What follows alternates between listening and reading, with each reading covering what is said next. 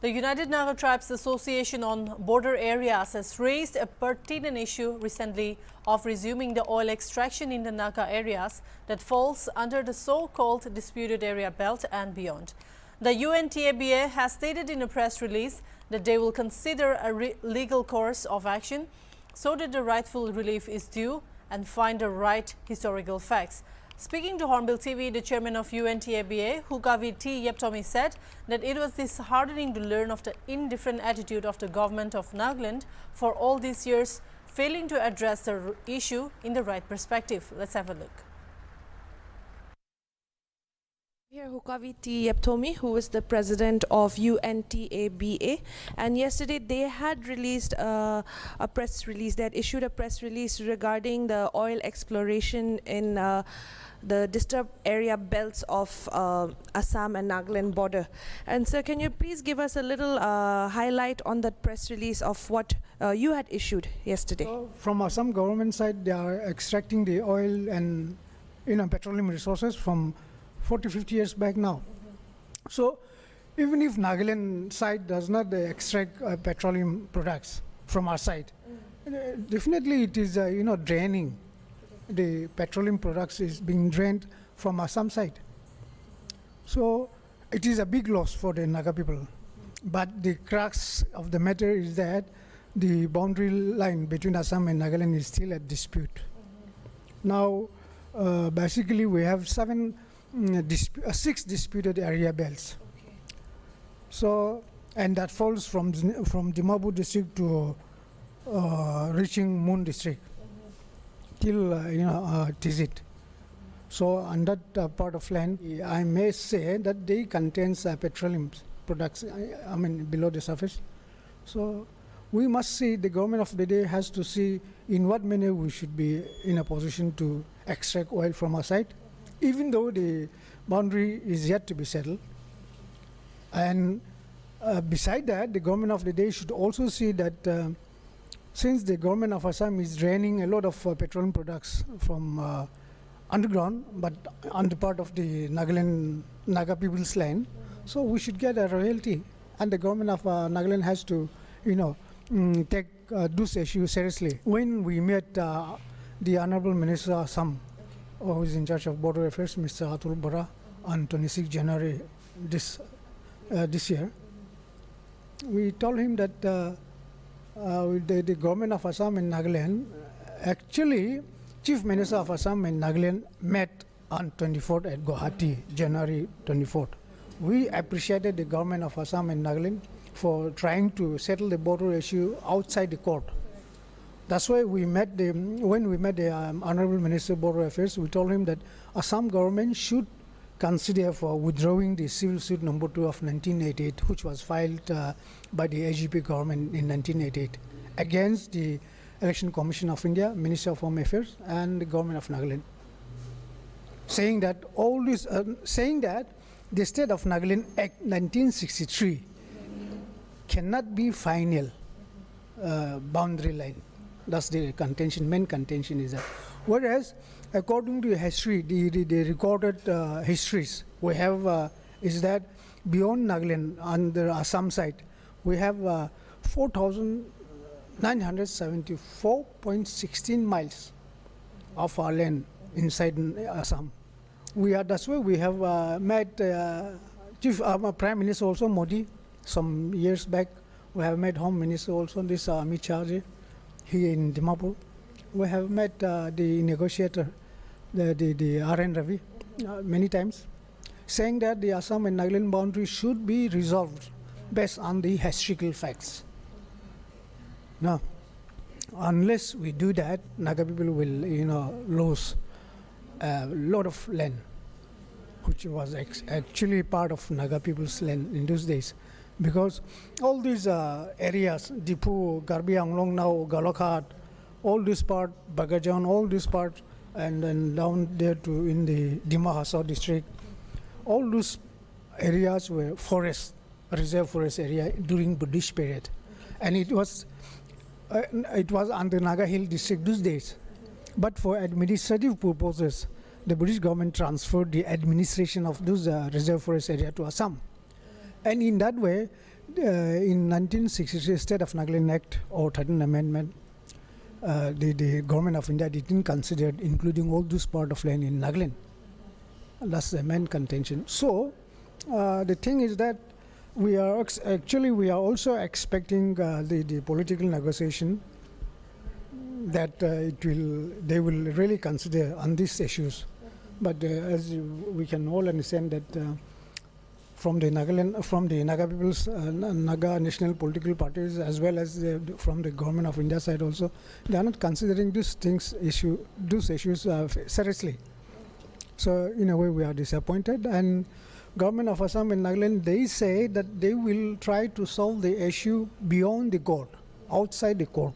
It's a good thing, positive, but so far nothing have been done. And that's why we are saying that it's just a political gimmickry, because action, I mean, the word should be followed by action. So that's why we are urging the government of Nagaland to meet the Assam government to first thing withdraw that case which Assam government have filed in 1988, so that the issue can be settled outside the court.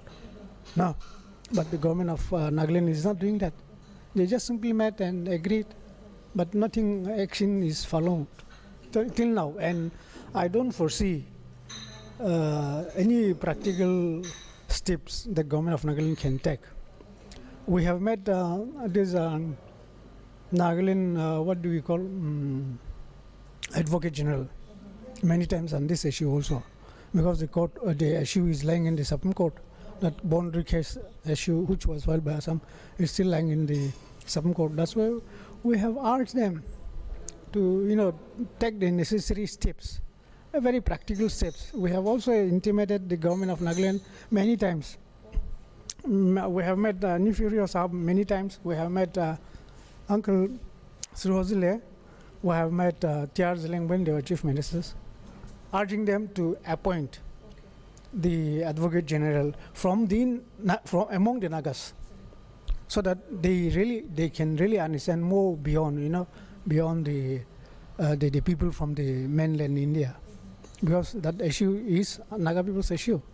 So those are the things, and actually we have been planning to pursue the issue through legal course also.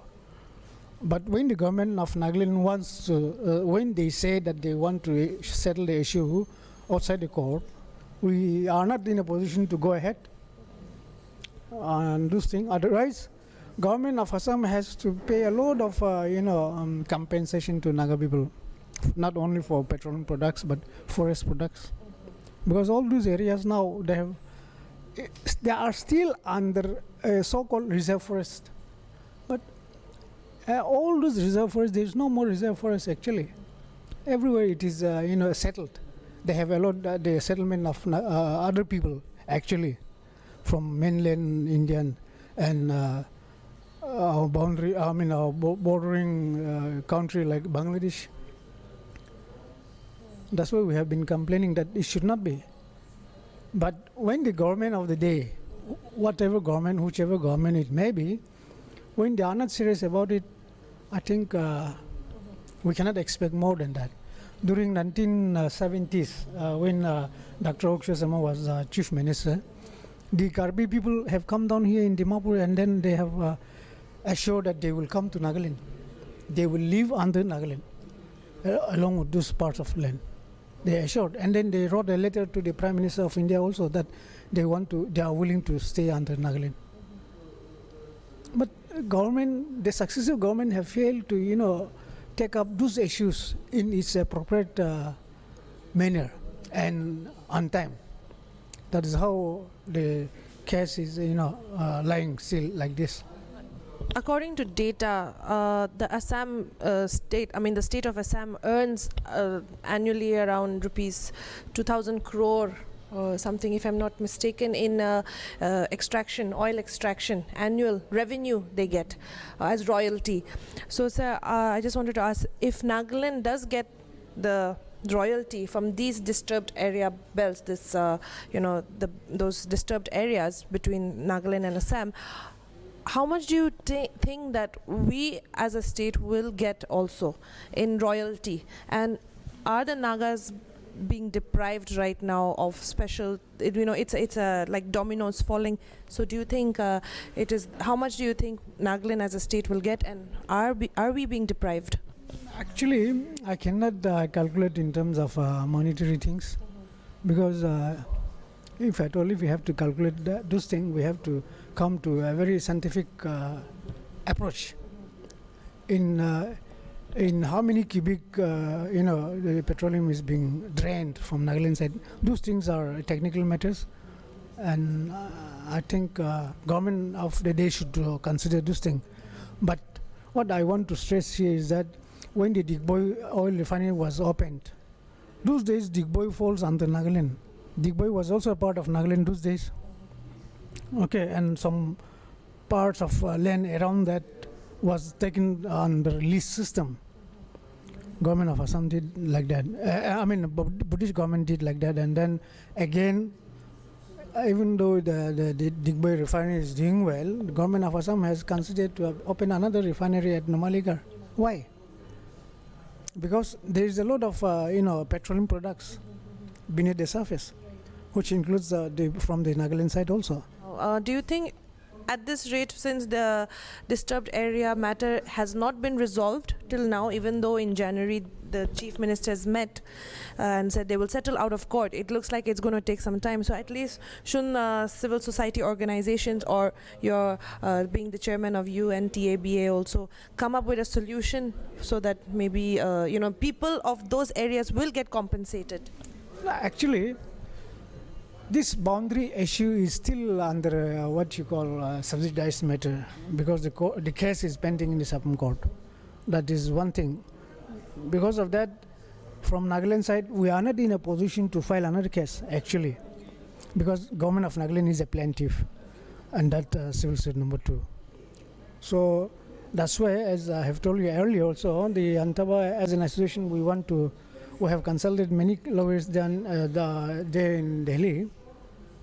But when the government of the day wants to settle outside the court, we cannot just simply go ahead.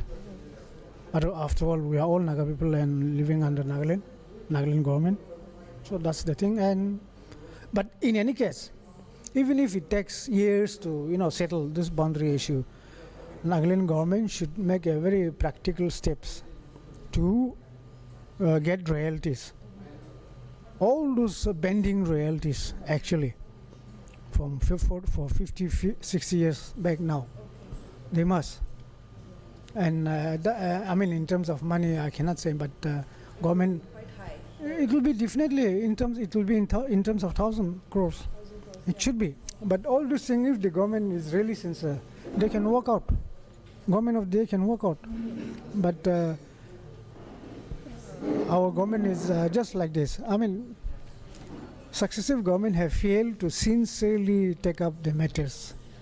That's the problem. What's next for the association and similar, associations? BA and Business Association has also, given their approval with whatever the Untaba has also said. So, what is next for you, and what are you expecting? Actually, we have met the Naga political groups, those who are engaged with the government of India on political negotiation. We have appraised them that land should be fundamental things in the political, solution. Okay. Until and unless that land comes under the political solution as a main factor, then we cannot expect that solution can be honorable and acceptable. That's what we have told them. And for Untaba, as I have said, we will see what the government of Nagaland will take a step in this regard, and we'll try to explore, going for legal course of action.